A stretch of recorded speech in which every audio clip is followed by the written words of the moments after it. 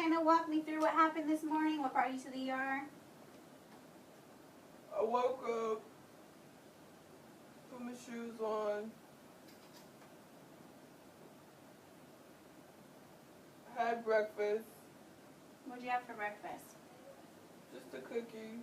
I thought about water, and then I said no. Okay. Do you ever drink a lot of water? What kind of fluids do you I like Coke. Can I have some Coke?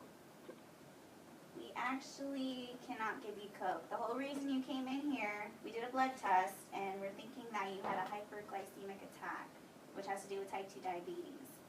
Okay, so we drew some blood. We did a A1C test, and it came back 10%, which is above the norm. We also did an oral glucose test, came out to over 200. Is that bad? That's bad. The norm for oral glucose is 140 to 199. You're in the 250s. Okay? Am I going to die?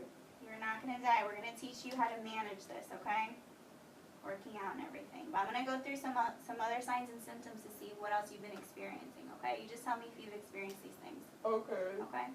Have you been experiencing any blurry vision lately? Yes. Yes. Okay.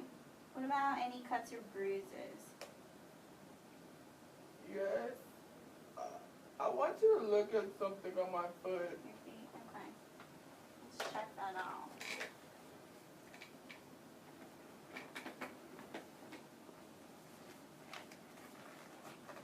Don't judge me. We are not here to judge you, sir. We're here to help you.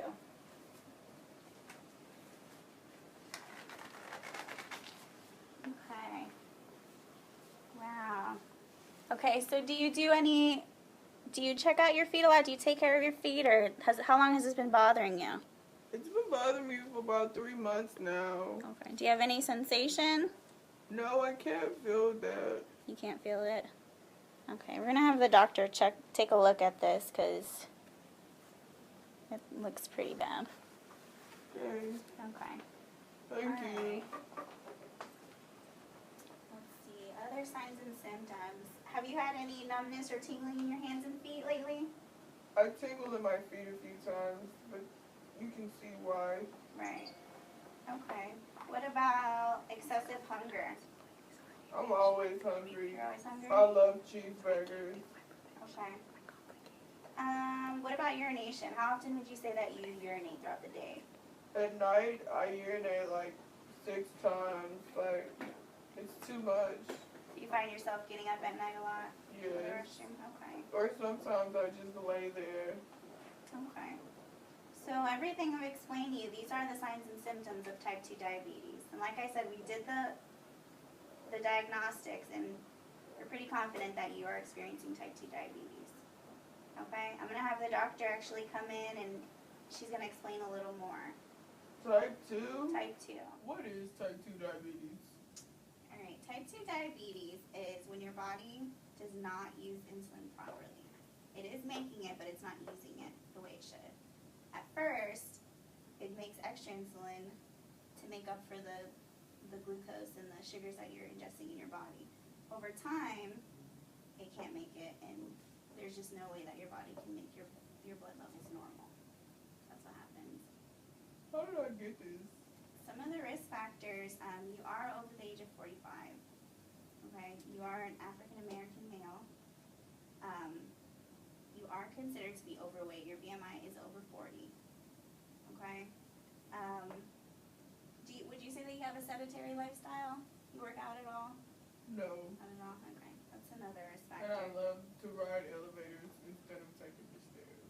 Okay. What about a family history? Do you know, has anyone else in your family had diabetes? My dad died from diabetes. Okay. That's also a risk factor, is diabetes in the family. Okay. I'm going to have the doctor come in, and she's going to explain a little more about what exactly is going on with your condition, okay? Okay. Thank you, nurse. You're welcome.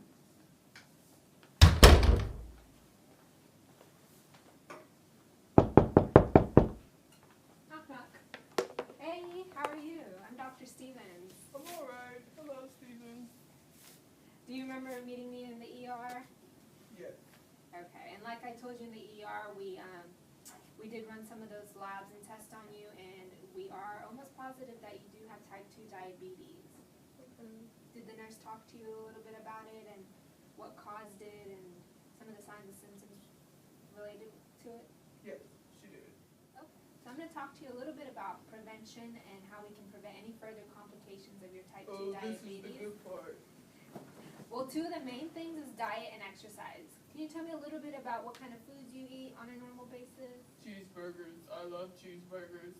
Can I have a cheeseburger? We're gonna have to hold off on that cheeseburger for a while. What else do you consume? Cheeseburgers. Just cheeseburgers, Soda. breakfast, lunch, and dinner. I love soda, cookies, sweets. I love sweets. Okay. So right there, we're gonna have to cut back on some of that stuff. We need to make sure you have good nutrition, making sure we're taking out any of the reduction of fat, reduction of calorie intake, and carb consumption. What about exercise? How do you have any physical exercise at all during your week? No, I don't like to exercise. No form of exercise. No. That's the other thing. Exercise can make a big improvement on your diabetes, and it can help with your body resisting the insulin in your body. So I would recommend that you get 115 minutes of workout, of some sort of physical activity each week. Does that include walking? Walking counts as well. Okay. Can we do that? Yeah. Okay. And you don't have to try to do it all in 1 week. We can take baby steps to 150 minutes a week. I don't want to die. We don't want you to die either. We want you to have a long, healthy life. Okay. Okay. And then as far as treatment and management, we want to help reduce some of the symptoms you may be experiencing from type 2 diabetes and just overall just give you a better well-being feeling in life. And like I said, diet and exercise is one good way to treat and manage your diabetes. And if that doesn't work, we can see if we can start you on some oral medication. No cheeseburgers? No cheeseburgers. Okay. And if the oral medications don't work, we're going to probably have to look into insulin therapy, which is what I'm thinking would be most likely best for you considering your situation. And then the other thing is that's very important is self-monitoring your own glucose, so you can self-manage your health yourself. And you can manage the decisions as far as your exercise, your nutrition, and dieting and things like that. Any questions as far as the treatment and management? My friend has diabetes and he has to like prick his finger. Will I have to do that? Yes, you are going to have to do that. Like I said, that's one of the steps in helping you to self-manage and make your own decisions with diabetes. And we're going to teach you how to do that. So if you have any questions, we can answer those while you're here in the hospital. Okay. Okay.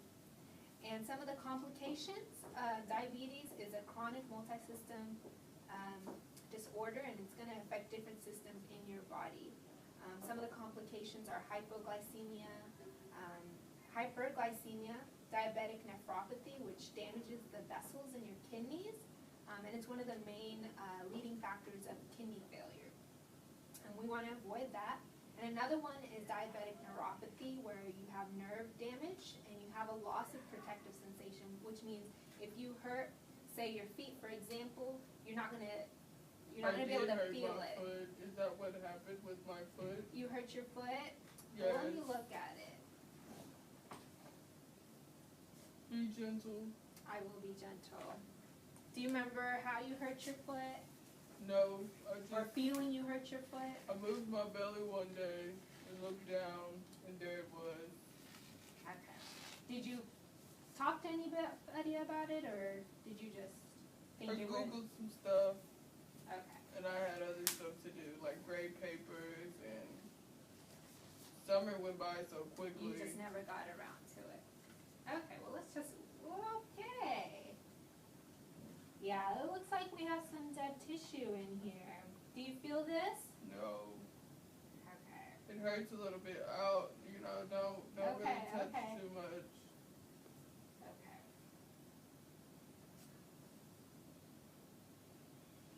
Well, that's probably a sign of the one of the complications of diabetes. It's the diabetic neuropathy, where you don't have sensation in the nerves in your feet, so you can't tell when you damage it.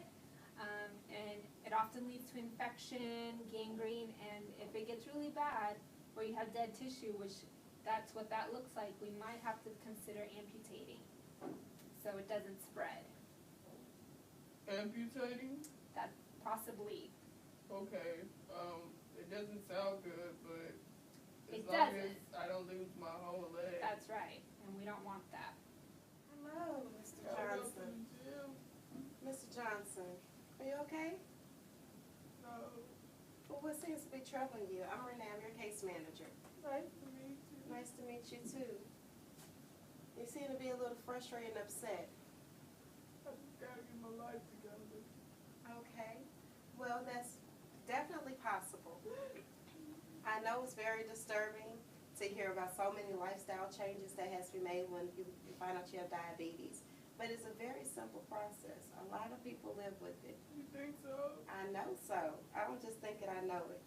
So I came here to give you some paperwork. That way you have a list of different support resources. Once you're discharged, you have different places you can go to assist you, as well as websites you can use.